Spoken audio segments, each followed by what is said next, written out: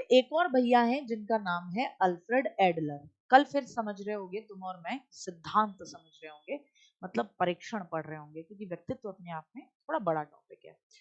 Alfred Adler भैया एक और।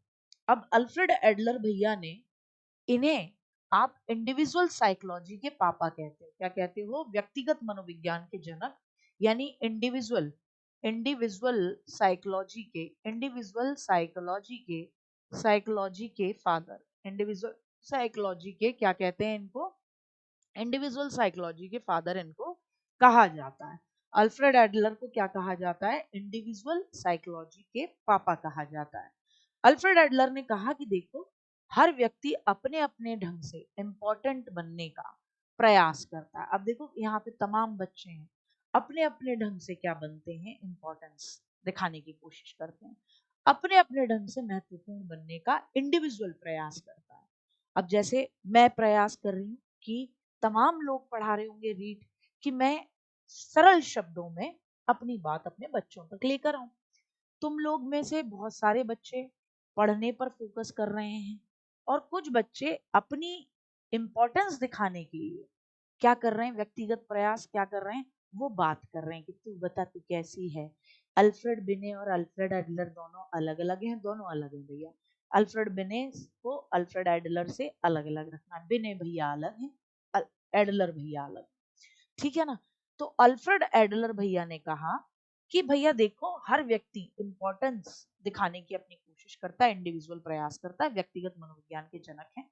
उन्होंने कहा कि एक व्यक्ति के जीवन जीने का ढंग ये है, यानी कि किसी भी व्यक्ति का style of life style of an individual, वो है जिसके माध्यम से एक व्यक्ति अपने आप को महत्वपूर्ण बनाने की कोशिश करता है। तो हर आदमी के जीने का अलग अलग तरीका है बेटा। तुम अलग तरीके से जी रहे हो, मैं अलग तरीके से जी रही हूँ, है ना? हर व्यक्ति अलग तरीके से जी रहा है, सबका अपना अपना मामला है। तो अल्फ्रेड एडलर साहब ने कहा कि हर व्यक्ति का अपना जीवन जीने का एक तरीका होता है, ठीक है, जिसे उन्होंने life style of an individual कहा। और ये लाइफ स्टाइल के माध्यम से व्यक्ति इम्पोर्टेंस महसूस कराने की कोशिश करता है खुद को, कि मैं कितना इम्पोर्टेंट हूँ। इसीलिए इसे क्या कहा जाता है? अल्फ्रेड एडलर का इंडिविजुअल अप्रोच कहा जाता है। और इन्होंने ही ये क्वेश्चन पूछा गया है, सीटेट नहीं रीट में पूछा गया है, हीनता मनोग्रंथि की चर्चा किसने की? यानी इंफीरियरिटी कॉम्प्लेक्स की बात ये करते हैं कि अगर कोई व्यक्ति लाइफ स्टाइल जो अपना तरीका है उससे नहीं जी पाता है, तो उसको इंफीरियरिटी कॉम्प्लेक्स हो जाती है, हीनता हो जाती है। इसीलिए व्यक्ति जैसे जीवन जीना चाह रहा है, अपनी लाइफ को जैसे जीना चाह रहा है, अपनी लाइफ को जैसे इंपॉर्टेंस देना चाह रहा है, वैसे उसको देनी चाहिए। वरना उसको क्या हो जाती है बेटा? हीनता मनोग्रंथि, यानी उसको एक तरीके से इंफीरियरिटी कॉम्प्लेक्स हो जाता है। क्या हो जाता है बिट्टू? इंफीरियरिटी कॉम्प्लेक्स हो जाता है। क्या हो जाता है? इंफीरियरिटी कॉम्प्लेक्स हो जाता है। आशीष, मेहनत करनी पड़ेगी, एक्सट्रीम करनी पड़ेगी अगर पढ़ना है तो।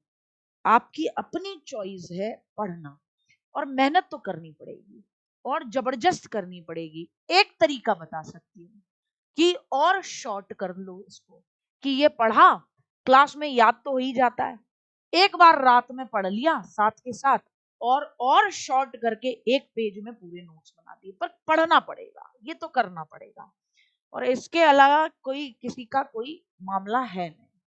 ठीक साहब, हीनता मनोग्रंथि की चर्चा की। ठीक, अब पहले बताओ यहाँ तक कोई दिक्कत है तो मुझे बताओ, फिर हम बात करेंगे। किसकी बात करेंगे? व्यक्तित्व मापन की विधियों की बात करेंगे। इंपॉर्टेंट विधियां हैं पर्सनालिटी को मापने की। 3 तरीके की विधियां रहेंगी। तो सबसे पहले तो बात करोगे प्रक्षेपी विधि, यानी प्रोजेक्ट मेथड, प्रोजेक्शन मेथड और फिर है non projective method. Non projective method और नॉन प्रोजेक्टिव यानी कि अप्रक्षेपी विधियों में 2 तरीके के मेथड आते हैं। एक आता है आत्मनिष्ठ या व्यक्तिनिष्ठ, जिसे आप बोलते हो, क्या बोलते हो? सब्जेक्टिव। इसमें व्यक्ति से कुछ भी पूछा जाएगा तो वो अपने हिसाब से बताएगा, व्यक्तिनिष्ठ। और हर व्यक्ति की सोच अलग अलग है। एक होता है वस्तुनिष्ठ, जिसे बोलते हो ऑब्जेक्टिव मेथड। ठीक है ना, बताओ पहले तो यहाँ तक में कोई दिक्कत तो नहीं है। मैम ये टॉपिक कितना और बचा है, क्यों हिमांशी इतना परेशानी क्यों है बेटा? ये इंपॉर्टेंट परीक्षण और है, और बताओ। हीनता ग्रंथि का मतलब होता है अनुज कि अगर एडलर कहते हैं कि अगर आप अपने तरीके से अपने जीवन को नहीं जी पाए, life style of an individual, आपकी लाइफ स्टाइल आप पसंद करते थे कि एकदम बढ़िया मैं सुंदर हैंडसम बॉय बन के घूमूं, अब तुम्हारी लाइफ स्टाइल में बेटा जी कलेश बोल दी किसी कि आ गया कोई तुम्हारे जीवन में, उसने कह दिया भाई ये वाले कपड़े पहन और ऐसे पहन, तो ऐसे में तुम्हें इंफीरियरिटी कॉम्प्लेक्स पैदा होगा, क्योंकि तुम जिस तरीके से जीवन जीना चाह रहे थे वैसे नहीं जी पाए। ठीक है, क्लियर हुआ? क्लियर है? आगे बताओ। हाँ ठीक है, बहुत बढ़िया।